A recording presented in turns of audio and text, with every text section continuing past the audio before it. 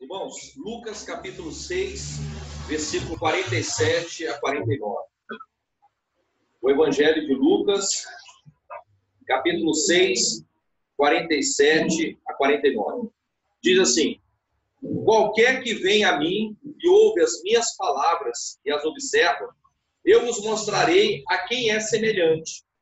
É semelhante ao homem que edificou uma casa e cavou e abriu bem fundo, e pôs os alicerces sobre a rocha. E vindo a enchente, bateu com ímpeto a corrente naquela casa e não pôde abalar, porque estava fundada sobre a rocha. Mas os que ouvem e não praticam, é semelhante ao homem que edificou uma casa sobre terra, sem alicerces, na qual bateu com ímpeto a corrente e logo caiu, e foi grande ruína naquela casa. Amém, queridos? Primeiramente, os mandamentos, eles não se dão simplesmente para serem observados. Vou repetir. Os mandamentos de Deus não estão simplesmente para serem observados ou apenas obedecidos. Os mandamentos, eles precisam ser praticados. É diferente da pessoa olhar uma lei, observar aquela lei, leu a lei, gravou a lei, decorou a lei, mas se ele não pratica, ela não tem efeito. A palavra de Deus, ela precisa ser observada, sim, ela precisa ser obedecida e ela precisa ser praticada. Esse é o exercício do cristão diariamente, no seu chamado, na sua convicção, no seu propósito, e quando descobrimos o nosso propósito. A experiência transcendental e universal que precisamos ter com Deus, porque estamos aqui, Deus em nós, e nós também estamos em Deus, nós estamos nessa transcendência, né? Conseguir sair desse mundo material e acreditar que temos um mundo por vir, um mundo que estaremos na presença de Deus. Então, quando nós começamos a pensar nesse aspecto transcendental, a nossa unicidade, a nossa união com Deus, o que revela isso para nós, né? Então, à medida que o homem morre para o seu eu, ele começa a nascer para Deus. Quando o apóstolo Paulo diz, não vivo mais eu, mas Cristo vive em mim. O que o apóstolo está dizendo? Ele estava anulando a si mesmo como pessoa? Não. Ele não estava se anulando como pessoa. Ele estava colocando todos os seus desejos, seus sonhos, seus propósitos na direção, no caminho de Deus. Ele estava agora se qualificando a cada dia em crescimento, em devoção, em caminhada na direção de Deus. Porque nós só crescemos diante da vida quando nós morremos para nós mesmos. Porque nós somos os maiores sabotadores de nós mesmos. Nós somos aqueles que mais procrastinam, deixam de fazer aquilo que Deus já nos mandou fazer. Já botou a nossa tarefa. Quando olhamos para João 17, na oração sacerdotal de Jesus, naquele conceito de somos um, né? Pai, assim como eu sou em ti, que eles sejam em nós, que sejamos um. Esse conceito de somos um está no sentido mais amplo de ligar-se a Deus e buscar a render-se à missão que Deus nos deu. Qual foi a missão? Ide por todo mundo e pregai o Evangelho. Essa é uma missão, essa é uma visão mais ampla do chamado de Deus para nossas vidas. Para que possamos realmente estar na direção de Deus. Agora, quando você fala de missão, penso logo, a primeiro radical é de míssil, né? Míssil, missão. O míssil. Você investe milhões, bilhões nessa questão do armamento bélico. Os países investem, assim, muito dinheiro em mísseis, em bombas, em ogivas nucleares. Agora, o país ele não lança essa bomba em qualquer lugar. Ele precisa ter um lugar definido. Ele define o local. Por quê? Porque ele vai perder bilhões se ele lançar no lugar errado. Então, o missionário também ele vai ser lançado em locais que precisam realmente de pessoas para ouvir a mensagem de Deus. O missionário é aquele que é lançado naqueles locais onde há uma sede, uma necessidade da palavra de Deus. O missionário, ele entra nas comunidades, nas cidades, nos países, para fazer uma diferença. Para mudar a estrutura, para mudar o pensamento, para mudar a realidade daquelas pessoas que estão vivendo muitas vezes uma vida sem Deus na vida, sem sentido, sem significado. Então nós somos enviados por Deus. E aonde Deus tem enviado cada um de nós é para que possamos fazer a diferença. Então não cabe a mim ficar reclamando, mas Deus, por que o Senhor me colocou aqui nessa área, para pregar aqui nessa área, nesse local? Não importa o local que você esteja. Não sou eu que vou questionar o lugar aonde estou indo. Por quê? Porque aquele que prepara o míssil, ele tem a precisão do lançamento. Se Deus te lançou para esse lugar, se Deus está te lançando para a Europa, se Deus está te lançando para a África, se Deus está te lançando para esses locais, não cabe a nós o lançamento, mas cabe a nós o cumprimento daquilo que nós já fomos chamados para fazer, que é o propósito de Deus em nossas vidas. Fazer a diferença. Fazer essa diferença. Então, quando eu começo a pensar dessa maneira, que eu tenho agora um propósito diante de Deus, eu passo a ter autoconfiança. O que é isso? Conhecimento de si mesmo. Será que você tem essa precisão daquilo que você se constrói todos os dias? Daquilo que você agrega valores à tua vida? Tudo que você tem agregado diariamente, ela tem se repetido ou você tem agregado coisas novas à sua vida?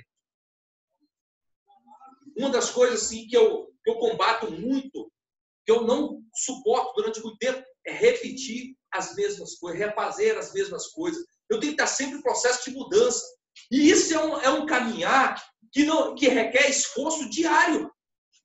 A nossa carne, muitas vezes, ela é fraca, ela se dá ao comodismo, ela quer se encostar, ela quer deixar de fazer um exercício. A nossa carne é muito fraca.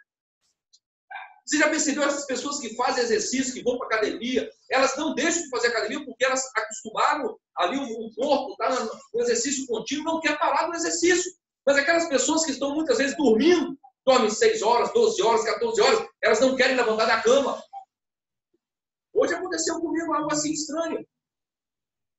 Eu não queria levantar da cama com essa chuva. Estava dormindo, estava gostoso, né? Batendo ali naquela telha de zinco, a água batendo. E é tão gostoso você sentir isso ali, você não quer levantar. Aí daquele estado, não, peraí, eu tenho que aproveitar o meu dia.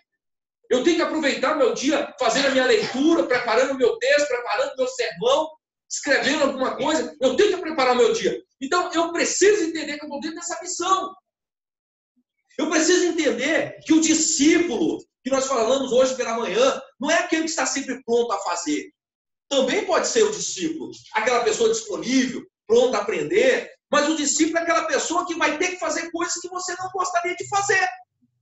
Fazer coisas que muitas vezes me tiram da minha área do comodismo, tiram daquela forma de pensar. Sabe aquelas formas tão cômodas para a gente, que a gente não quer pensar e não quer sair dela? Muitas vezes não está apenas no exercício físico. Eu não quero ir, não quero andar, não quero me dispor para ir até aquela igreja, aquele lugar é muito longe, é distante. Aí você começa a botar aquelas pensamentos centrais, né? Aquelas crenças assim, não, eu não tenho dinheiro, não vou deixar para ir só no domingo, outro domingo. Aí você fica procrastinando, que a tua questão não é o dinheiro, é a tua preguiça mental. É o teu exercício mental. Porque você não está ainda em habilidades na maneira de pensar com relação a Deus. Porque quando a gente ama, não importa quantos quebra-molas tem. Quando a gente ama, não importa quantos quilômetros você vai caminhar. Porque quando você ama, você encontra. Você vai até o lugar do encontro. Eu lembro que nós estivemos em Pernambuco, e lá a gente estava na cidade, e quando nós fomos ao culto dessa cidade, nós fomos a pé. Nós passamos uma parte de carro, e depois nós estivemos olhando assim nas estradas, as pessoas indo a pé. Gente, era quase 2, 3 quilômetros ao local da igreja. E nós passamos com um monte de gente andando. E eu não sabia que aquelas pessoas estavam indo a pé. E a gente passou no carro. Nós passamos no carro na estrada. Quando nós chegamos lá, no dia, no momento do culto, era uma lâmpadazinha, aquela lâmpada vermelhinha, amarelinha, lá, o tocador de um lado, o pastor aqui na Bíblia, e eu estava lá mais um grupo lá de pessoas lá, e aí eu vi aquela pessoa chegando, falei, gente, o pessoal estava chegando para a igreja, era o pessoal que nós vimos lá atrás, vimos na escuridão, naquele sertão no meio do mato. Eles estavam vindo 3, 4 quilômetros para ir para o culto. E quando chegaram lá, não tinha banco, tinha meia dúzia de bancos, aqueles banquinhos feitos de madeira, o restante do povo tudo em pé, assistindo lá o momento do culto, prestando culto a Deus. Para eles, aquilo ali era muita coisa. Era como se estivesse saindo daqui agora para ir para o shopping, para o Iguatemi, para o Parque Shopping, o JK Shopping. É como se estivesse, vamos para o Parque Shopping, aí você se arruma, fica todo bonito para ir lá para o shopping, para andar naquelas lojas. Para eles, irem ao culto era um momento de gratificação, de satisfação, de encontrar as pessoas, de estarem juntos em unidade. Essa era a missão. E quando o pastor começou a pregar, aí você sentia que as pessoas ficavam atentas. Você não via um pio. Você via insetos passando, mas você não via um barulho. Havia uma reverência, havia um silêncio, havia ali algo assim que se focava naquela palavra, porque provavelmente aquela palavra era só ouvida uma vez por cada final de semana, ou uma vez por mês. Então, muitas vezes, a gente está perdendo a nossa capacidade de conhecer a nós mesmos, porque nós entramos naquilo que o nosso pensamento vai te levar. O nosso cérebro é preguiçoso. E se você começar a dizer para ele, olha, não faça isso, não faça aquilo, ele vai dizer, a partir de hoje não vamos fazer mais nada. Se você falar que você está cansado, ele vai dizer, você está cansado. Se você vai dizer assim para o teu cérebro, eu não consigo, ele vai dizer, você é um derrotado. Porque o teu cérebro, ele é um músculo, ele começa a exercitar tudo aquilo que você está falando para ele. Mas começa a dizer que você é capaz. Começa a dizer que você consegue todas as coisas daquele que te fortalece. Começa a dizer que você não tem inimigo, porque se você está junto daquele que é o maior, você é a maioria absoluta, você pode todas as coisas. Começa a dizer isso para o teu cérebro. Começa a dizer isso na tua prática diária, na tua vida, e dizer o seguinte, olha, para mim não tem porta fechada. As portas se abrem no tempo certo, na hora certa, porque eu sirvo ao Deus que abre todas as portas. Então você começa a ter uma transcendência, a unicidade com aquele que te chamou para a missão. Nós fomos chamados para uma missão. E a nossa missão é fazer diferença na vida das pessoas. É de construir algo melhor do que elas estão vivendo. Porque mudança não é crescimento. Crescimento é a síntese de uma mudança. Mas o que é a mudança, pastor? É uma continuidade. Onde não há continuidade, não há crescimento e não há mudança. Porque tem pessoas que falam assim, pastor, eu mudei. Eu deixei de beber, deixei de fumar. E aí? O que mais mudou na sua vida? Porque eu conheço muita gente que não bebe e não fuma. E a vida deles não está me dizendo nada. Mas eu não bebo, não fumo, sou uma pessoa de casa. Tudo bem. Eu conheço muita gente que não bebe, não fuma, fica dentro de casa. Mas o que aconteceu mais? Nada. A vida da gente precisa ter continuidade, crescimento, desenvolvimento, buscar algo maior. Porque desenvolver-se é uma tarefa necessária para a nossa busca da excelência. De buscar a excelência em Deus. Porque todos nós buscamos esse ponto máximo. Para chegar naquele lugar assim, dizer assim, Senhor, combati o bom combate, guardei a minha fé, estou aqui, estou pronto. Então nós estamos em luta diária. As nossas batalhas são diárias. Nós enfrentamos tudo que você possa imaginar. Mas a gente não pode se render a um alinhamento daquelas pessoas que não querem crescer. Há um alinhamento daquelas pessoas que não querem se desenvolver. Há um alinhamento, eu não quero ser contado entre aquelas pessoas que estão acomodadas. Eu não quero ser contado com elas. Eu quero buscar essa diferença. A exemplo disso, nós temos de Jonas, um profeta de Deus, recebeu uma mensagem, a missão de Deus. Qual era a missão dele? Cair lá em Nínive. Você tem que ir lá para lá. Ele decidiu não ir para Nínive, decidiu descer para Tarsis. O que significa Tarsis? Tarsis significava a comunidade daqueles que não queriam fazer nada na direção de Deus.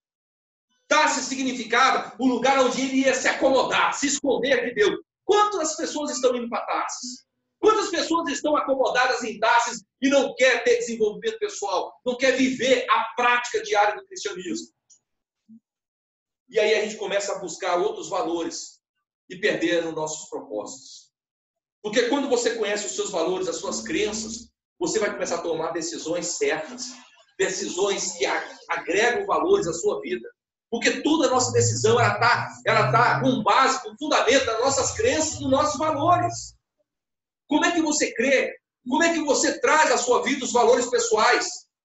Como é que você se desenvolve diariamente? Como é que você constrói o seu diálogo, as suas relações e como essas pessoas estão à sua volta, elas foram construídas em quais valores da tua vida? São valores saudáveis? Ou você comprou essas pessoas com aquilo que você tinha nas suas mãos? Ou você comprou essas pessoas porque você tinha o poder do dinheiro, o poder da fama? Isso é muito importante para nossas vidas. Nós estamos hoje aqui nessa área. Eu estava orando para Deus. Eu não questiono nada a Deus. Eu simplesmente agradeço aquilo que Deus tem me dado. Eu já tive visões, várias visões, mas eu falei assim, Deus, isso é coisa minha.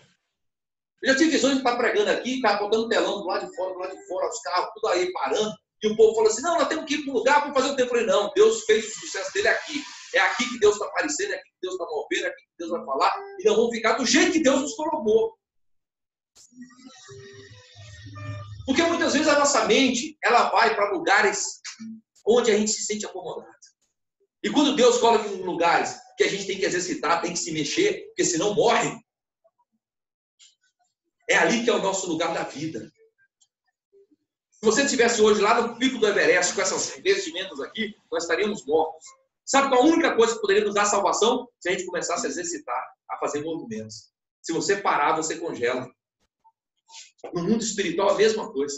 Se você parar de orar, se você parar de ler a Bíblia, se você parar de estudar, você vai congelar. Você vai morrer espiritualmente. Você vai virar um zumbi espiritual. Você vai ficar com decorado aqueles mínimos versículos que você tem na sua mente e achar que aquilo é tudo para você. Crentes versiculares. Sabe só alguns versículos. Acabou. Pregadores versiculares. Pregadores com chavões bíblicos. Acabou. Bocas prateadas. Muita fala, retórica, conteúdo vazio, prática de vida vazia. E que precisa mudar, porque esse alinhamento de valores e propostas da nossa vida é que vai fazer a diferença. Influenciar pessoas com agentes de mudanças. Eu pergunto para mim, para nós aqui, quantas pessoas você já mudou esse ano? Nós já estamos chegando no final do ano agora, nós estamos em outubro. Acabou outubro agora, novembro e dezembro. Vamos chegar no dia 31 de dezembro, começar aquela expectativa alta de fazer aquela festa, 31 que é o primeiro, e a gente bota a roupa branca e tudo mais, e fala, a partir de janeiro minha vida vai mudar. Eu pergunto para você, você fez essa promessa lá em 2017, o que mudou de lá para cá? Quais foram as pessoas que foram transformadas através do seu relacionamento, da sua vida do lado delas? Quantas pessoas você abençoou? Quantas pessoas você fez isso? Se Deus, naquele dia que você chegar diante dele, ele não vai fazer uma pergunta teológica para você. Ele não vai perguntar nada aqui dos 66 livros aqui que nós temos, nada disso. Ele vai fazer uma pergunta tão simples que todos nós teremos condições de responder. Ele vai olhar para cada um de nós, eu imagino isso, que a Bíblia fala que nós seremos o nosso próprio juízo, né? Nosso próprio juiz. Como diz lá em Apocalipse, né? Ele é o justo juiz. Alguém que diz isso, ele é o justo juiz, é porque sua consciência, ela vai estar com o maior poder de decisão para decidir quem é realmente verdadeiro na tua vida. É quando Deus olhar para cada um de nós e perguntar assim, o quanto que você amou as pessoas que eu coloquei do seu lado? É isso que você vai responder. Quanto que você amou aquelas pessoas que eu coloquei do teu lado, que eu oportunizei que essas pessoas chegassem até a sua volta? Irmãos, eu gosto de festa, eu gosto de estar no meio de grupo, de familiares, de todo mundo. Eu gosto disso. Isso para mim é vida, é relacionamento. Isso para mim é construção. Agora, aquelas pessoas que se distanciam, que se isolam, a Bíblia fala que isso é busca dos seus próprios interesses. É egoísmo. E a Bíblia recrimina isso. Porque o homem não é um ser isolado. O homem não é um ser que vai viver numa ilha isolado, não. Ele é um ser social, ele precisa do relacionamento. E a adoração em Deus não existe só eu e Deus. Tem que existir eu, o outro e Deus. Porque se eu não amar o outro como a si mesmo, eu não estou amando a Deus. Porque quando você ama a Deus, você consegue amar o teu próprio inimigo. E a Bíblia diz, amontoai brasas na cabeça do teu inimigo. Falei hoje pela manhã, perderam essa lição. Amontoai brasa sobre a cabeça do teu inimigo. O que significa isso? Ore por ele todos os dias. Você tem coragem de orar pelo teu inimigo, daquela pessoa que te fez mal? A gente não tem. A gente evita orar, até finge que esqueceu. Mas quando você começa a orar pela pessoa assim que te faz mal, que é o teu inimigo, quando essa pessoa se converter, ela vai ser o teu maior defensor. Opa, não fala mal dele não fala mal dela não, porque não, eu conheço e tal. Vai ser o maior defensor. Por que Jesus mandou nós orarmos pelos nossos inimigos? Porque para eu orar pelo meu inimigo, primeiramente eu tenho que ter uma comunhão íntima com Deus. Porque cada vez que eu me aproximo do altar de Deus, eu não vejo mais nenhum inimigo na minha frente. Porque o amor dele já começou a transbordar na minha vida. Porque quando você está cheio do amor de Deus, você não carrega mágoa no coração.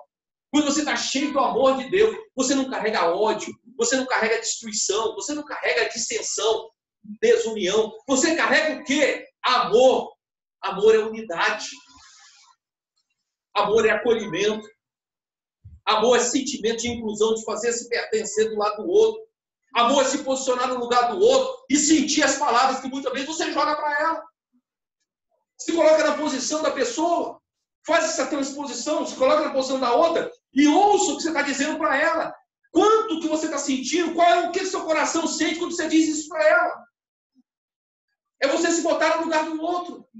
Jesus se colocou no nosso lugar. Ele carregou sobre si as nossas dores, os nossos sofrimentos, os nossos pensamentos, tudo aquilo que você poderia estar passando hoje. Jesus passou isso na cruz do Calvário.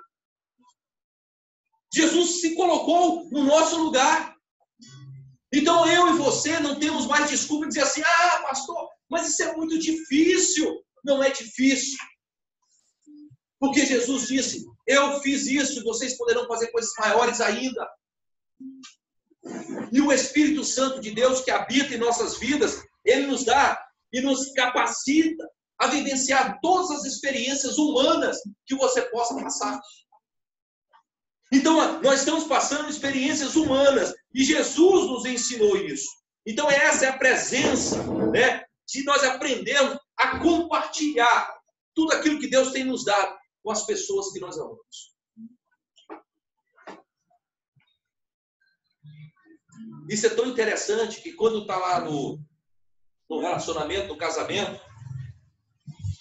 fala lá no relacionamento, né? Você promete, na tristeza, na alegria, na dor, no sofrimento, está sempre em unidade? Sim, a gente responde. É o processo da dor, da alegria, do sofrimento e tal. Agora, o que acontece na caminhada? É que a gente se distancia da dor, do sofrimento, dos momentos mais difíceis. A nossa vida é um casamento com Deus. Qual é o momento que você está enfrentando hoje diante de Deus? Por que você tem se afastado? Por que você tem buscado lugares? Porque você muitas vezes tem pensado que o lugar onde você está é tudo que você precisa. Você não precisa do lugar. Não é o lugar que nos faz. É a maneira como nos conduzimos para este lugar. É a maneira como crescemos nesse lugar. Nós estamos passando aí, tem pessoas que pensam muito pequeno na vida. Por exemplo, estamos aqui na área. Aí pessoas chegam para um de vocês e falam assim, ah, vem para a nossa igreja, lá tem isso, tem aquilo, tem... Eles vão mostrar para vocês os lugares. Vai mostrar uma escola bíblica, vai mostrar um teatro, vai mostrar uma sala de dança, vai mostrar... Olha, nós temos isso aqui lá, vamos lá. Ele não oferece para você aquilo que nós precisamos, é o tutano. A gente não precisa do osso, a gente precisa de tutano, a gente precisa de caráter, a gente precisa de verdade. A gente precisa de crescimento espiritual. E esse crescimento se dá em qualquer lugar. O crescimento se dá em qualquer lugar. Você aprende em qualquer lugar. Você pode estar sentado num bar. Você pode estar sentado numa praça de alimentação do shopping. Você pode estar sentado em qualquer lugar. Se você estiver sentado com pessoas certas, você vai crescer. Se você estiver sentado do lado de pessoas que conhecem o amor de Deus e transmitem o amor de Deus, você vai crescer. Você pode estar dentro de uma cadeia. Você pode estar dentro de um presídio. Se você se converteu, se você está lendo a palavra, você está crescendo naquele lugar. Você está tendo desenvolvimento, crescimento, maturidade naquele lugar. Não importa o lugar, mas é a maneira como eu me conduzo dentro desse lugar. É como eu vejo esse lugar para a minha vida. Jesus nasceu, sabe aonde? Onde que ele nasceu? Numa manjedoura. Jesus nasceu aonde? Em Nazaré. Você sabe o que o povo dizia? O que os fariseus diziam? Pode vir alguma coisa boa lá de Nazaré? Pode ter alguma coisa boa lá de Nazaré? Porque este homem que está pregando aí, ele é de Nazaré. E o que era Nazaré? Era uma cidade violenta. Só tinha ladrões, só tinha bandido. Mas lá naquela cidade violenta, tinham famílias. Tinha homens com caráter, tinha dignidade. Não é porque ele morava numa favela que ele não valia nada. Não é porque ele morava numa favela que não poderia ser o que ele estava dizendo que era, filho de Deus. Não é porque ele nasceu na manjedoura que as pessoas iriam dizer, esse cara não tem tutano para ser rei, não tem tutano para ser profeta, não é sacerdote. Ele nasceu na manjedoura, a história nos conta que ele nasceu na manjedoura. Fugiu da sua cidade, foi nascer em outra cidade, é um fugitivo. Há uns comentários aí que a esposa traiu o marido e eles andando aí para cima e para baixo, há uns comentários sobre isso. O que é isso? O que acontece? O que Jesus fez? Jesus fez a grande diferença nas nossas vidas. Ele não deixou ser influenciado por um lugar que as pessoas diziam que eram lugares de pessoas ruins, de pessoas perversas. Ele influenciou aquele lugar. Jesus construiu em nós o que todos nós buscamos. Querer nos superar a cada dia. Não desista da sua vida, porque Jesus não desistiu da sua vida.